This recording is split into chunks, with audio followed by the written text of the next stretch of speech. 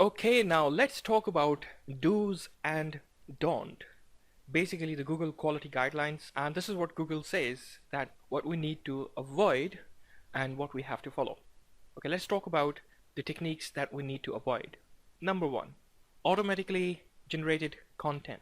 Now there's quite a lot of tools out there that can generate auto contents for you. Those are called spanners. So what you do, you create your content once, or maybe write an article and feed it through the software and create multiple versions of that, which is not acceptable from end user point of view. And also Google doesn't recommend this. If the contents are plagiarized, that's no. So avoid automatically generated content. Participating in a link schemes. These link schemes can be you speak to somebody and you say, okay, we can exchange a link. I will offer you to place your link on my website and vice versa. So this is not acceptable.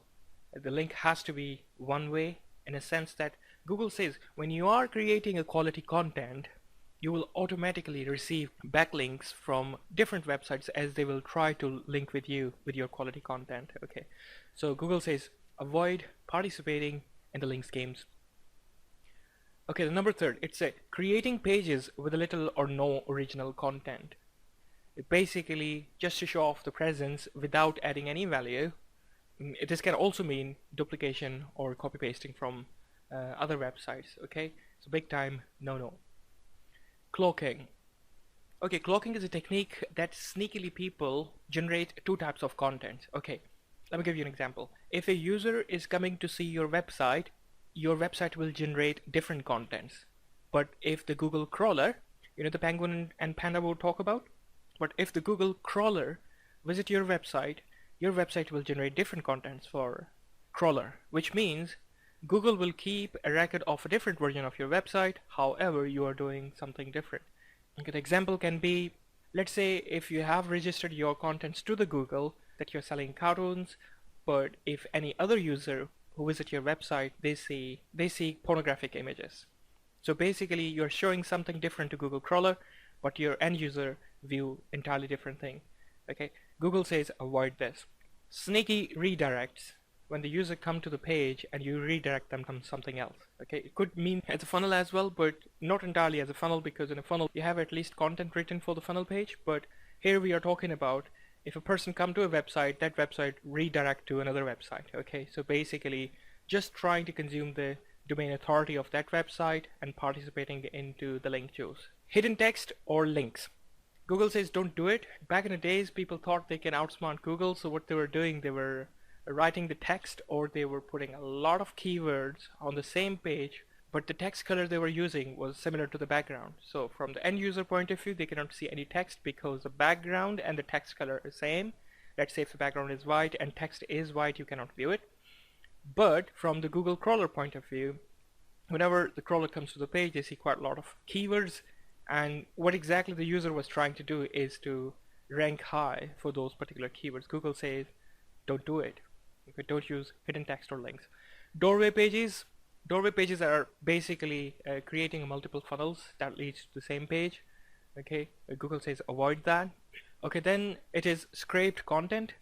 Scraped content mean you scrape the content from the other website and paste it on your website. Don't do it. Google says that's not a good practice. Basically what you are doing, you're not adding value to your page. All you are doing is to showing the contents of other websites in order to rank high, which is not good for the end user experience, and that's what Google is trying to emphasize. Now produce something that is valuable to the end user. Do not try to impress the search engine, impress the end user, and you will get reward anyway from the Google. Okay, so participating in affiliate programs without adding sufficient value. There are tools available nowadays that can, pretty much import anything from affiliate websites, let's say Amazon. So what people do, they just import as it is the content of the products, images, etc. without even changing them. So Google says don't do it because it's not adding value to the product. Now further, it's loading pages with irrelevant keywords.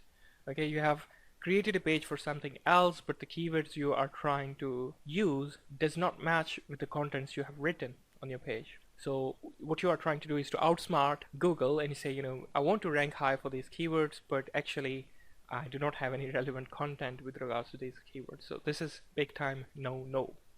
Creating pages with malicious behavior, okay, such as phishing or installing viruses, trojans, or other badware. So the Google says don't do it. People does this sort of malicious stuff. They try to auto download the trojans on people's machine, or maybe open a pop-ups that leads them to the different downloads pages. The Google says don't do it, so we should avoid it. Abusing rich snippets markup. So basically, we should not be abusing the rich snippets. If you're not aware of what is a rich snippet, these are the schema structure. More about this later, but you can find it information on schema.org. These rich snippets allow Google crawler or crawler to read your contents effectively and efficiently. People overly use these rich snippets to get higher ranking, so Google says don't abuse it. Use it, but in a moderate level. Sending automated queries to the Google says don't do it, okay, because each time you send query, Google has to process it. These queries can be for ranking checks, or indexing checks. Google indexing takes approximately 4 to 6 weeks, so running the same query same day multiple times ain't gonna help. So Google has to perform those queries on their server. So Google says do not create any automated queries that can generate extra traffic. That's not beneficial for you. So these are the don'ts that we should avoid when we will be producing contents or looking into auditing of somebody's website. Now let's talk about the best practice that we need to follow. So Google says monitor your site for hacking and remove any hacked content as soon as it appears. Okay, I will show you more later that where you can see these sort of messages where your site is compromised and what actions you need to take. Preventing and removing user-generated spam on your site. Okay, so these are things basically if somebody leaves a comment on your website without even reading the article you have posted, basically what they are trying to do is to create a backlink from your website to their website, and without adding any valuable content. So sometimes it can be only one comment, sometimes these can be a lot of, so you have to be on top of your website in terms of checking the comments and make sure people are not spamming your content. Okay, now here's the final thing. If your site violates one or more of these guidelines, then Google may take manual action against it. Okay, so once you have rectified the problem, you can resubmit your website for reconsideration.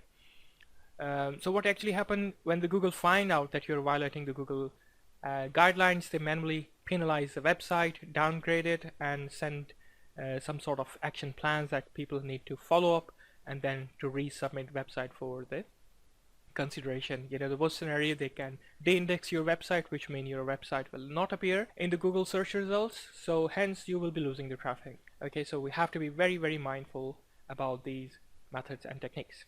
Now let's go to the web page that I mentioned at the bottom and let's see what Google says.